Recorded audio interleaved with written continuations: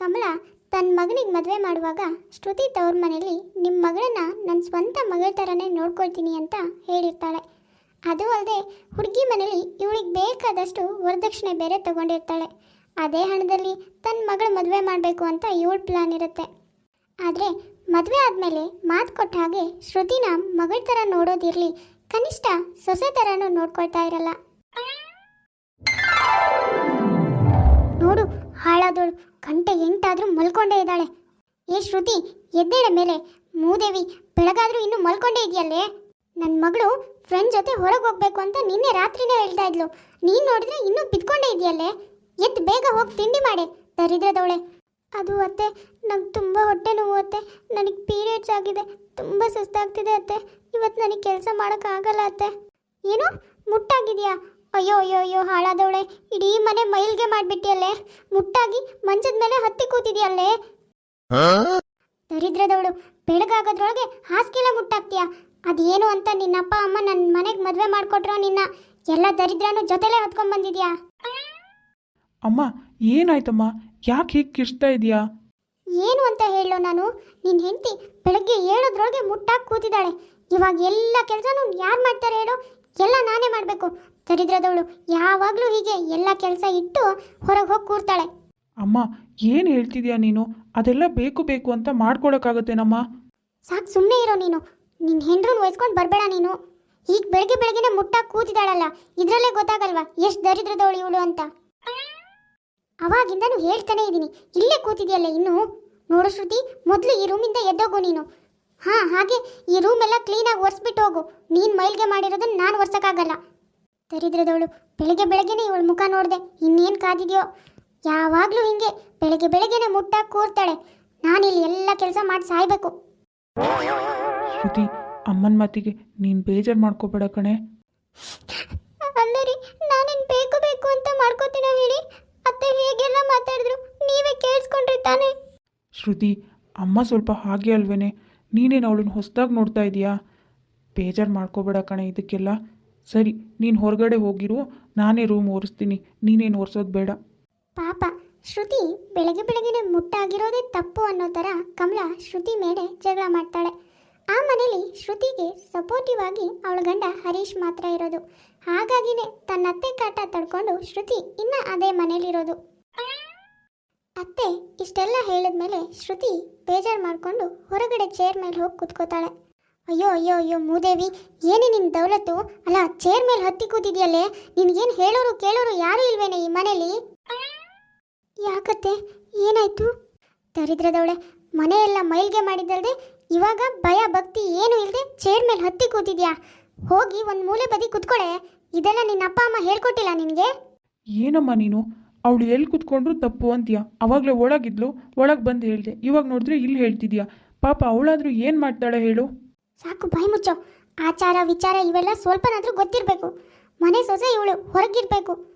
ಆದರೆ ಇವಳು ಅಲ್ಲಿ ಇಲ್ಲಿ ಎಲ್ಲ ಕಡೆನೂ ಓಡಾಡಿ ಇಡೀ ಮನೆನೂ ಮೈಲ್ಗೆ ಮಾಡಿ ಇಟ್ಟಿದ್ದಾಳೆ. ಬಟ್ಟೆ ತೊಳೆಯೋಕೆ ಅಲ್ಲಿ ರಾಶಿ ಬಟ್ಟೆ ಬಿದ್ದಿದ್ದಾವೆ, ಆದರೆ ಇವಳು ಆರಾಮಾಗಿ ರಾಣಿ ಥರ ಚೇರ್ ಮೇಲೆ ಹತ್ತಿ ಕೂತಿದ್ದಾಳೆ. ಇದೇ ಕಲಿಸಿದ್ದು ಅನ್ಸುತ್ತೆ ಅವ್ರ ತವ್ರ ಮನೇಲಿ ಇವಳಿಗೆ. ಅದು ಅತ್ತೆ, ನನಗೆ ತುಂಬ ಹೊಟ್ಟೆ ನೋಯ್ತಾ ಇದೆ, ಅದಕ್ಕೆ ಕೆಲಸ ಮಾಡೋಕ್ಕೆ ಆಗ್ತಿಲ್ಲ ಅತ್ತೆ. ಅದಕ್ಕೆ ಸುಮ್ಮನೆ ಕುತ್ಕೊಂಡೆ. ಆಹಾ ಹಾ ಹಾ ಹಾ, ಏನು ಇವಳು ಮೈಸೂರು ಮಹಾರಾಣಿ ಮೊಮ್ಮಗಳು? ಅದಕ್ಕೆ ಇವಳನ್ನ ಕೂರಿಸಿ ನಾವೆಲ್ಲ ಕೆಲಸ ಮಾಡಬೇಕು. ನೋಡು ಶ್ರುತಿ, ನೀನಿವಾಗ ಅಯ್ಯೋ ನನಗೆ ಹೊಟ್ಟೆ ನೋವು ಅಂತ ಮೂಲೆಯಲ್ಲಿ ಕುತ್ಕೊಂಡ್ರೆ ನಾಳೆ ನನ್ನ ಮಗಳು ಯಾವ ಬಟ್ಟೆ ಹಾಕೋಬೇಕೆ? ನನ್ನ ಮಗಳಿಗೆ ಬಟ್ಟೆನೇ ಇಲ್ಲ ಯಾವುದು, ಎಲ್ಲ ತೊಳೆಯೋಕೆ ಹಾಕಿದ್ದೀನಿ. ಮೊದಲು ಎದ್ದೋಗಿ ನನ್ನ ಮಗಳ ಬಟ್ಟೆ ಎಲ್ಲ ತೊಳೆದಾಕಿ ಬಂದು ಕುತ್ಕೋ. ಏನು ಇನ್ನು ಇಲ್ಲೇ ಇರ್ತಿದ್ಯಾ? ಅಲ್ಲ, ನಾನು ಹೇಳಿ ಎಷ್ಟೊತ್ತಾಯ್ತೆ? ಹೋಗಿ ಇಲ್ಲಿಂದ. ಹಾಳಾದವಳು, ಏನು ಅಂತ ನಮ್ಮ ಮನೆ ಸೊಸೆ ಆದ್ಯಾ ನೀನು? ಪಾಪ ಶ್ರುತಿಗೆ ಸೊಂಟ ನೋವು ಹೊಟ್ಟೆ ನೋವು ಅಂತ ಹೇಳಿದ್ರು ಕಮಲ ಕೇಳೋದೇ ಇಲ್ಲ. ಅವಳ ಮಾತಿಗೆ ಏನು ಹೇಳೋಕ್ಕಾಗದೆ ಶ್ರುತಿ ಬಟ್ಟೆ ತೊಳೆಯೋಕೆ ಹೋಗ್ತಾಳೆ. ಛೇ ಅಮ್ಮ, ಇವತ್ತು ನೀನು ಇರಬೇಕಿತ್ತು ಇಲ್ಲೇ.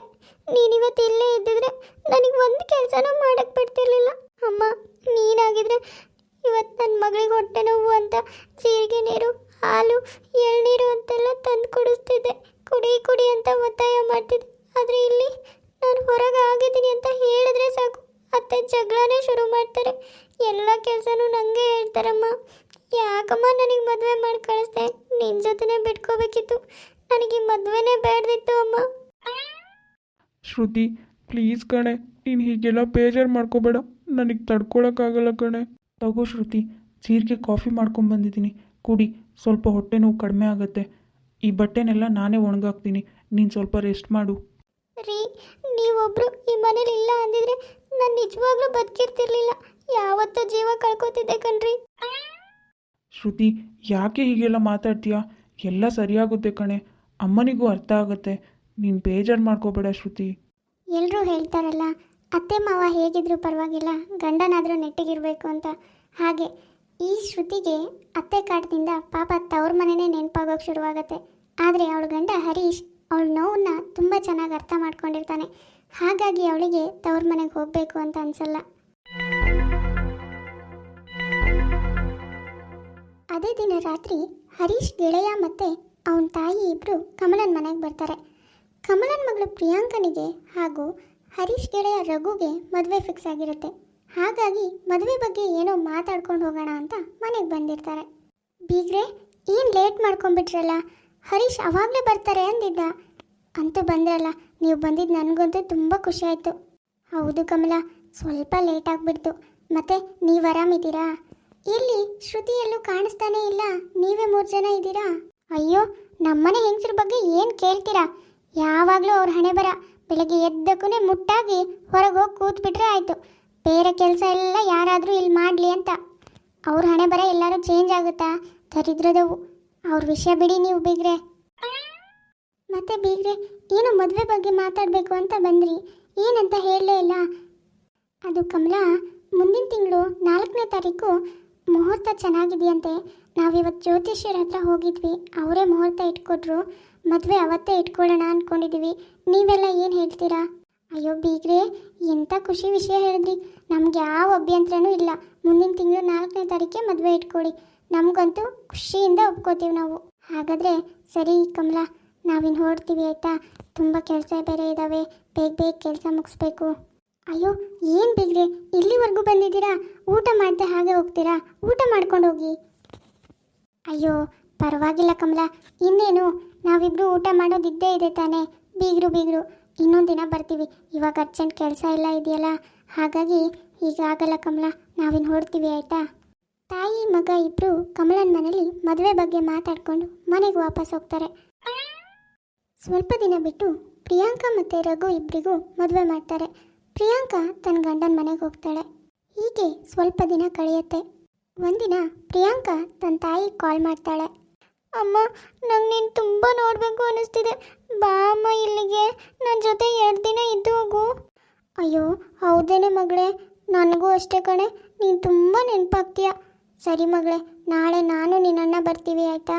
ಬೇಡ, ನೀವಿವತ್ತೇ ಬನ್ನಿ ಅಮ್ಮ, ನನಗಿಲ್ಲಿರೋಕೆ ಆಗ್ತಿಲ್ಲ. ಅಮ್ಮ, ಅತ್ತೆ ತುಂಬ ಕಿರಿಕಿರಿ ಮಾಡ್ತಾರೆ, ನನಗೆ ಮನೆ ಕರ್ಕೊಂಡು ಹೋಗಮ್ಮ, ನನಗಿಲ್ಲಿರೋಕೆ ಇಷ್ಟ ಇಲ್ಲ. ಅಯ್ಯೋ ಮಗಳೇ, ಏನಾಯ್ತೆ? ಹೀಗೆಲ್ಲ ಮಾತಾಡಬಾರ್ದು ಮಗನೇ. ಸರಿ, ಇವತ್ತೇ ಬರ್ತೀವಿ, ನೀನಿರು, ಬೇಜಾರು ಮಾಡ್ಕೋಬೇಡ. ಕಮಲಾ ಮಗಳು ಬೇಜಾರು ಮಾಡಿಕೊಂಡು ಮಾತಾಡಿದ್ದನ್ನು ಕೇಳಿಸ್ಕೊಂಡು ತುಂಬ ಟೆನ್ಷನ್ ಆಗ್ತಾಳೆ. ಮಗ ಸೊಸೆ ಇಬ್ಬರನ್ನೂ ಕರ್ಕೊಂಡು ಪ್ರಿಯಾಂಕನ ಗಂಡನ ಮನೆಗೆ ಬರ್ತಾಳೆ. ಆದರೆ ಅಲ್ಲಿ ಅದೇ ಟೈಮಿಗೆ ಪ್ರಿಯಾಂಕನತ್ತೆ, ಪ್ರಿಯಾಂಕಾ, ನಿನ್ನಮ್ಮ ನಿನಗೆ ಇದನ್ನೇ ಕಲಿಸಿದ್ದೇನೆ, ಮುಟ್ಟಾಗಿದೆಯಾ? ಹೋಗಿ ಗಂಡನ ಅಂಟ್ಕೊಂಡು ಕೂತಿದೆಯಲ್ಲ, ಮಡಿ ಮೈಲ್ಗೆ ಅನ್ನೋದೇನಾದರೂ ಸ್ವಲ್ಪನಾದರೂ ಕಲಿಸಿದಾರೇನೆ ನಿನಗೆ? ಅದೇನು ಅಂತ ಹೆಣ್ಣಾಗಿ ಹುಟ್ಟಿದೆಯೋ ಏನೋ, ಶಾಸ್ತ್ರ ಸಂಪ್ರದಾಯ ಏನೂ ಗೊತ್ತಿಲ್ಲ, ಇಷ್ಟು ದೊಡ್ಡ ಕತ್ತೆ ಆದರೂ. ಅದು ಅತ್ತೆ, ಏನು ಅದು ಇದು ಅಂತಿದ್ಯಾ? ನೋಡು ಪ್ರಿಯಾಂಕಾ, ನೀನು ನಿನ್ನ ತಾಯಿ ಮನೇಲಿ ಹೇಗಾದರೂ ಇರು, ಅದಕ್ಕೂ ನನಗೂ ಸಂಬಂಧ ಇಲ್ಲ. ಆದರೆ ನಮ್ಮ ಮನೇಲಿ ಸೊಸೆ ಇರೋ ಹಾಗಿರೋದು ಕಲಿ ಮೊದಲು. ಏನು ಬೀಗ್ರೆ, ಇಷ್ಟೊಂದು ನಿಷ್ಠೂರವಾಗಿ ಮಾತಾಡ್ತಿದ್ದೀರಾ? ಅಲ್ಲ, ನಿಮ್ಮ ಮಗಳೇ ಆಗಿದ್ರೆ ನೀವು ಹೀಗೆ ಹೇಳ್ತಿದ್ರಾ ಹೇಳಿ? ಇದೆಲ್ಲ ಬೇಕು ಅಂತ ಮಾಡ್ಕೊಳಕ್ಕಾಗತ್ತಾ? ನೋಡಿ ಬೀಗ್ರೆ, ನನ್ನ ಮಗಳಾದರೆ ಮೊದಲಿಂದಾನು ನಮ್ಮ ಮನೇಲೆ ಹುಟ್ಟಿ ಬೆಳೆದವಳು, ಆದರೆ ನಿಮ್ಮ ಮಗಳು ಹಾಗ ನಮ್ಮ ಮನೆಗೆ ಸೊಸೆ ಆಗಿರೋಳು. ಏನು ಬೀಗ್ರೆ ಹೀಗೆ ಮಾತಾಡ್ತಿದ್ದೀರಾ? ಅಲ್ಲ, ನಿಮ್ಮ ಮಗಳನ್ನ ನನ್ನ ಸ್ವಂತ ಮಗಳ ಥರ ನೋಡ್ಕೊಳ್ತೀನಿ ಅಂದಿದ್ರಿ, ಆದರೆ ಸೊಸೆ ಥರನೂ ನೋಡ್ಕೊಳ್ತಿಲ್ಲ ಇವಾಗ. ಓಹೋ, ಏನತ್ತೆ, ನಿಮಗೆ ಇವಾಗ ಈ ಮಾತು ನೆನಪಿಗೆ ಬಂತಾ? ಅಲ್ಲ ಅತ್ತೆ, ಇದೇ ಮಾತನ್ನ ನೀವು ನನ್ನ ತವ್ರ ಮನೆಯವರಿಗೂ ಹೇಳಿದ್ರಿ, ನೆನಪಿದೆಯಾ? ಆದರೆ ನಿಮ್ಮ ಮಗಳ ಥರ ಬಿಡಿ, ನಿಮ್ಮ ಸೊಸೆ ಥರನೂ ನೋಡ್ತಾ ಇಲ್ವಲ್ಲ ಅತ್ತೆ ಇಷ್ಟು ದಿನ ಆದರೂ. ಹೌದು ಬೀಗ್ರೆ, ಶ್ರುತಿ ಹೇಳ್ತಿರೋದು ಕರೆಕ್ಟಾಗಿಯೇ ಇದೆ. ಅವತ್ತು ನಾನು ನಿಮ್ಮ ಮನೆಗೆ ಬಂದಾಗಲೂ ನೀವು ಹಿಂಗೆ ನಿಮ್ಮ ಸೊಸೆನ ಹೀಗೆ ನಿಷ್ಠೂರವಾಗಿ ನಡ್ಸ್ಕೊಂಡ್ರಿ. ಅದನ್ನ ನೋಡಿನೇ ನಾನು ಇವತ್ತು ನಿಮ್ಮ ಮಗಳನ್ನ ಇಷ್ಟೇ ನಿಷ್ಠೂರವಾಗಿ ನಡ್ಸ್ಕೊತಿರೋದು. ಅಮ್ಮ ಅಕ್ಕ, ನನ್ನ ಕ್ಷಮಿಸ್ಬಿಡಮ್ಮ. ನಿಮ್ಮ ಅಮ್ಮಂಗೆ ಸ್ವಲ್ಪ ಬುದ್ಧಿ ಹೇಳೋಣ ಅಂತ ಈ ಥರ ನಡ್ಕೊಂಡೆ. ನನಗೆ ನಿನ್ನ ಮೇಲೆ ಯಾವ ದ್ವೇಷನೂ ಇಲ್ಲಮ್ಮ. ನೀನು ನನ್ನ ಮಗಳ ಥರನೇ. ನನ್ನ ಮಗಳು ಬೇರೆಯವ್ರ ಮನೆ ಸೊಸೆಯಾಗಿ ಹೋಗಬೇಕು, ಅವಳು ಆ ಮನೇಲಿ ಸುಖವಾಗಿರಬೇಕು ಅಂದರೆ ನನ್ನ ಸೊಸೆನ ನಾನು ಚೆನ್ನಾಗಿ ನೋಡ್ಕೋಬೇಕಲ್ವಾ? ನನಗೆ ಕ್ಷಮಿಸ್ಬಿಡಮ್ಮ. ಅಮ್ಮ, ಇವಾಗಲಾದರೂ ಅರ್ಥ ಮಾಡ್ಕೊ. ಯಾವಾಗಲೂ ನಿನ್ನ ಸೊಸೆಗೆ ಬೈತಾ ಇರಬೇಡ ಅಮ್ಮ. ಇದೆಲ್ಲ ಸೃಷ್ಟಿ ನಿಯಮ ಅಮ್ಮ. ನೀವು ಎಲ್ಲ ಸೊಸೆ ಆದಮೇಲೆ ತಾನೇ ಅತ್ತೆ ಆಗಿರೋದು. ಆದರೂ ಯಾಕಮ್ಮ ಶ್ರುತಿ ಮೇಲೆ ರೇಗ್ತಾ ಇರ್ತೀಯ? ಕಮಲನಿಗೆ ಎಲ್ಲರೂ ಹೇಳ್ತಿರೋದು ಸರಿ ಅಂತ ಅನ್ಸುತ್ತೆ. ಇಷ್ಟು ದಿನ ತಾನು ಏನು ತಪ್ಪು ಮಾಡ್ತಾ ಇದ್ದೆ ಅನ್ನೋದು ಅರ್ಥ ಆಗುತ್ತೆ. ಅಮ್ಮ ಶ್ರುತಿ, ನನ್ನ ಕ್ಷಮಿಸ್ಬಿಡಮ್ಮ. ನಿನಗೆ ತುಂಬ ನೋವು ಕೊಟ್ಬಿಟ್ಟೆ. ಇನ್ಯಾವತ್ತೂ ಹೀಗೆ ನಡ್ಕೊಳ್ಳಲ್ಲಮ್ಮ. ನಿಜವಾಗ್ಲೂ ಇನ್ಮೇಲೆ ನನ್ನ ಸ್ವಂತ ಮಗಳ ಥರನೇ ನೋಡ್ಕೋತೀನಮ್ಮ. ದಯವಿಟ್ಟು ನನ್ನ ಕ್ಷಮಿಸ್ಬಿಡಮ್ಮ. ಅಯ್ಯೋ ಅತ್ತೆ, ನಿಮಗೆ ನಿಮ್ಮ ತಪ್ಪಿನ ಅರಿವಾಯ್ತಲ್ಲ, ಅದು ಸಾಕು ಅತ್ತೆ. ನೀವು ಕ್ಷಮೆ ಎಲ್ಲ ಕೇಳಿಬಿಡಿ ನನ್ನ ಹತ್ರ. ಕೆಲವು ದಿನಗಳ ನಂತರ ಶ್ರುತಿ, ಶ್ರುತಿ, ಎಲ್ಲಿದೆಯಾ ಶ್ರುತಿ? ಅವಾಗಿಂದ ಕರಿತಾ ಇದ್ದೀನಿ, ಏನು ಮಾತು ಆಡ್ತಾ ಇಲ್ಲ. ಏನು, ಯಾಕೋ ಅಷ್ಟು ಜೋರಾಗಿ ಕೂಗ್ತಾ ಇದೆಯಾ? ಅಮ್ಮ, ಎಲ್ಲಮ್ಮ ನಿನ್ನ ಸೊಸೆ? ನನಗೆ ಕಾಫಿ ಕುಡಿಬೇಕು ಅನ್ನಿಸ್ತಿದೆ. ಕಾಫಿ ತಂದ್ಕೊಡ್ತಾಳೆ ಅಂದರೆ ಕರೆದ್ರೆ ಬರ್ತಾನೆ ಇಲ್ಲ. ನೋಡು, ಇನ್ಮೇಲೆ ನಿನಗೆ ಕಾಫಿ ತಿಂಡಿ ಏನೇ ಬೇಕಾದರೂ ನನ್ನೇ ಕೇಳು. ಅವಳಿಗೆ ಹೊಟ್ಟೆ ನೋವಂತೆ, ಅವಳು ರೆಸ್ಟ್ ಮಾಡಲಿ. ನೋಡಿದ್ರಲ್ಲ ವೀಕ್ಷಕರೇ, ಇವತ್ತಿನ ನಮ್ಮ ವಿಡಿಯೋ ಸ್ವಲ್ಪನಾದರೂ ಇಷ್ಟ ಆಗಿದ್ರೆ ಪ್ಲೀಸ್ ನಮ್ಮ ಚಾನಲ್ನ ಸಬ್ಸ್ಕ್ರೈಬ್ ಮಾಡ್ಕೊಳ್ಳಿ, ಲೈಕ್ ಮಾಡಿ, ಶೇರ್ ಮಾಡಿ, ಹಾಗೆ ಕಮೆಂಟ್ ಮಾಡಿ. ಸರಿ ವೀಕ್ಷಕರೇ, ನಾನಿನ್ನ ಹೊರಡ್ತೀನಿ. ನೆಕ್ಸ್ಟ್ ವಿಡಿಯೋದಲ್ಲಿ ಮತ್ತೆ ಸಿಗೋಣ.